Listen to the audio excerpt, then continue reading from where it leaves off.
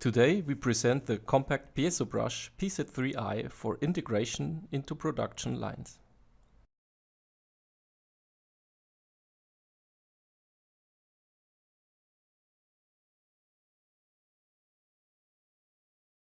The scope of delivery of the PiezoBrush PZ3-i consists of the operating instructions, the connecting cable between the driver housing and the module carrier, 3 mounting screws, a protective sticker, and the integration unit consisting of the module carrier and driver unit.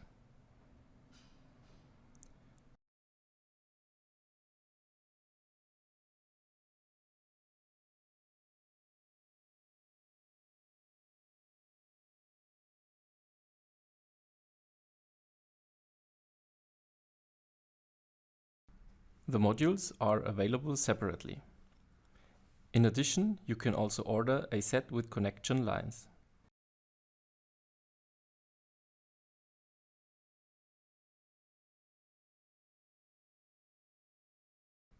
This consists of a gas hose, the DC connection cable, and the communication connection cable. On the device side, these cables have industry standard connectors. On the system side, the cable ends are open so that they can be connected to terminals.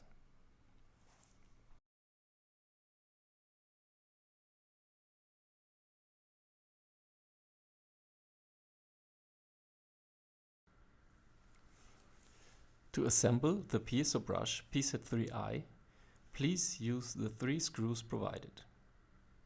To mount the module carrier and the driver unit as standard, start with the shortest screw and use it to fasten the driver unit to the top of your mounting surface.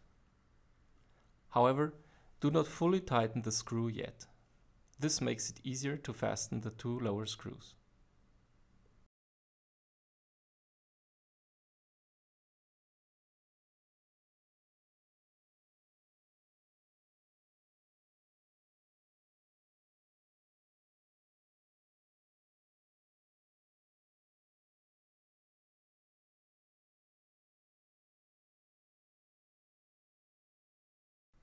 Once you have fastened all 3 screws, you can tighten them firmly.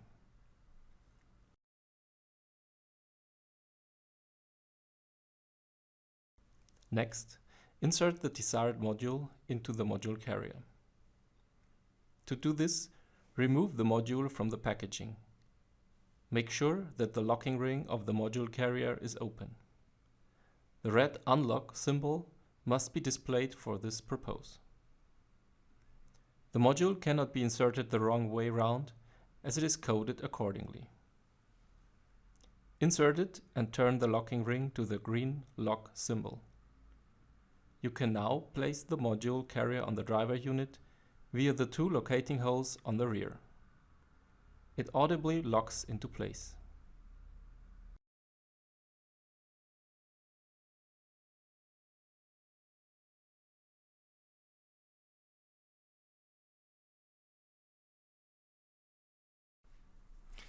Next, the connection lines are mounted. Start with the gas hose with an outer diameter of 4 mm and insert it into the push-in fitting. Please check whether the hose is firmly connected. The connection line supplied has coated plugs, like the other connection lines. This means that you cannot connect them in the wrong place.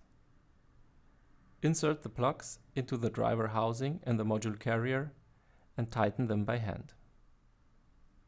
The 2 additional connection lines for the power supply and for communication are connected in the same way.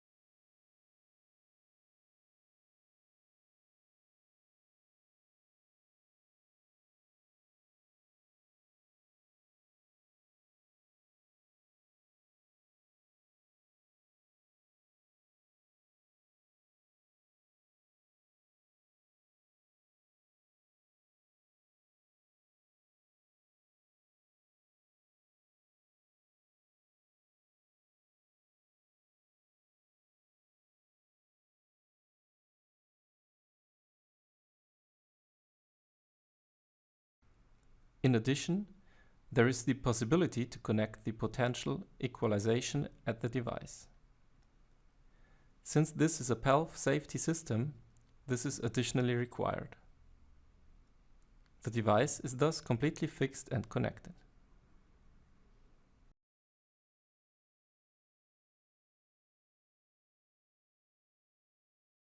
To set the individual process parameters, the height of the module carrier and the angular position can be set using the adjustment screw. Use a 2.5 mm Allen key for this purpose.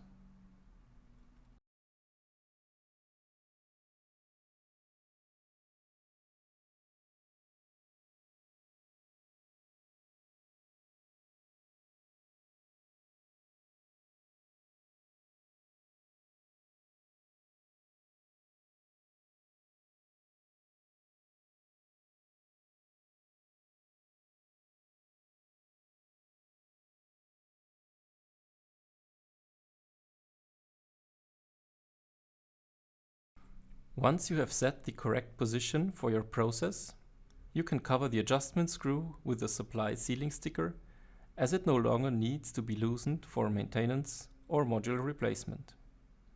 This will protect the adjustments you have made.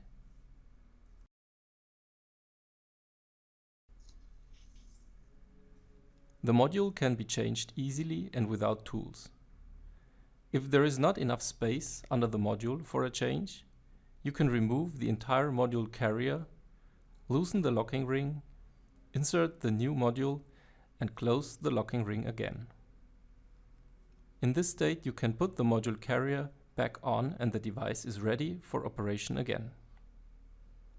If, on the other hand, the device has sufficient free space, the module carrier does not have to be removed. Instead, you can simply loosen the locking ring, remove the module, insert the new module, and close the locking ring. It is also possible to mount the driver housing and the module carrier separately. To do this, loosen the locating pins on the driver housing with a 2.5 mm Allen key and insert them into a corresponding locating hole on your mounting plate. You will see that we have offset the two pins and simply attach the module carrier by pushing it on until it clicks into place.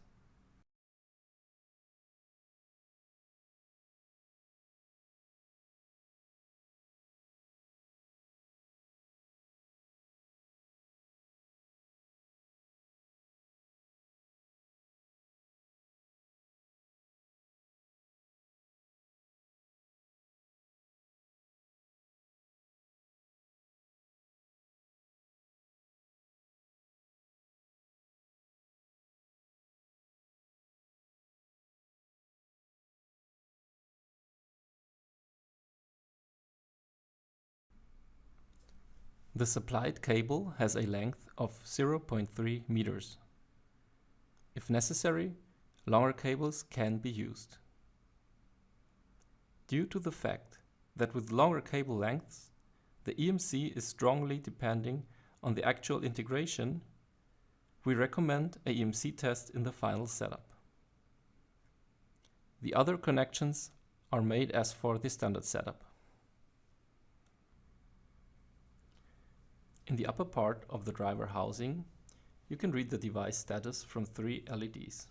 Here you can see that the device has not detected a module. If you now insert the module, the device indicates that the module has been detected and it is ready for operation.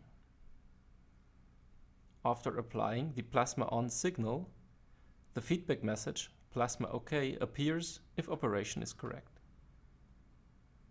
If you have inserted the standard module, but use an electrically conductive substrate, the device goes into fault mode. The PiezoBrush PZ3-i recognizes that no reliable plasma generation has taken place because you are using the wrong module. Please change to a module for electrically conductive materials. Please note that this video does not replace reading the operating instructions. For your own safety and the protection of others, please adhere to the following guidelines. Use only suitable PELF power supplies or integrate the device only into a PELF circuit.